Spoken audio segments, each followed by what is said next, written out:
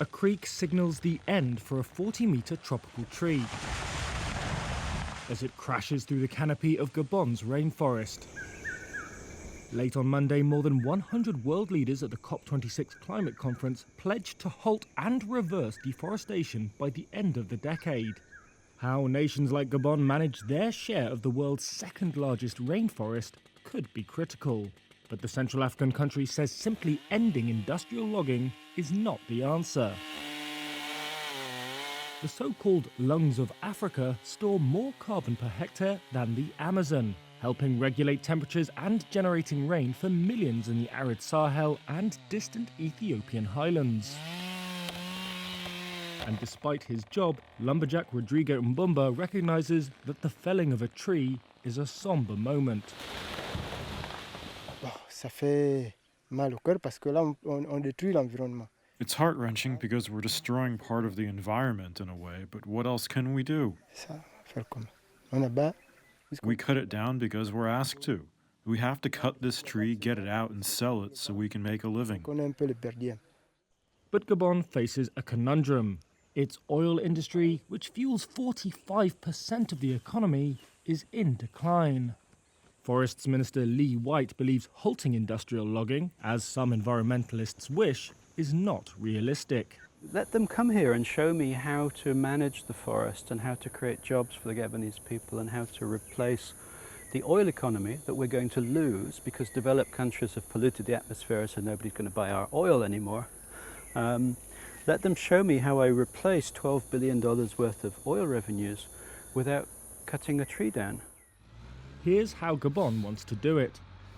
The government believes it can maintain the forests by allowing logging concessions, which must be certified, to cut just 1 or 2 trees per hectare with 25-year gaps to let the areas recover. Locally processing timber is another plank of Gabon's ambitions since a 2009 ban on the export of unprocessed logs. Instead of the $200 per cubic metre Gabon once earned from raw wood exports, plywood now fetches $500 and furniture up to $3,000. Gabon is also trialling a means of reducing emissions promoted by global environmental organisation the Nature Conservancy. A 2019 study suggests reduced impact logging for climate, or RIL-C, can reduce emissions. That's by encouraging concessions to mitigate their impact, through measures such as building narrower roads and felling trees in directions that cause the least damage. But Gijs Brokink, a forestry coordinator at the World Wildlife Fund, which backs RIL-C, says the crux is implementation. He warns that without proper oversight, even so-called sustainable logging can open up areas to illegal felling, poaching and agriculture. White admits Gabon has some baggage.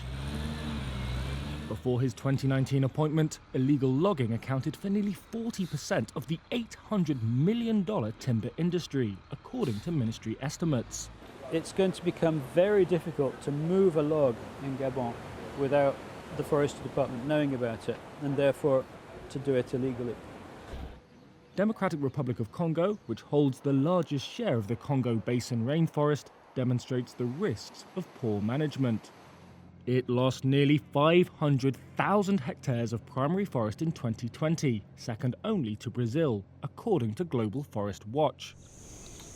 With its relatively untouched share of the rainforest, self-styled Green Gabon is one of the world's most forested countries, providing a haven for endangered animals and making it one of the few net absorbers of climate-warming carbon dioxide. It's hoping to prove that careful logging can maintain its forest cover at above 85%, while also keeping an important industry alive.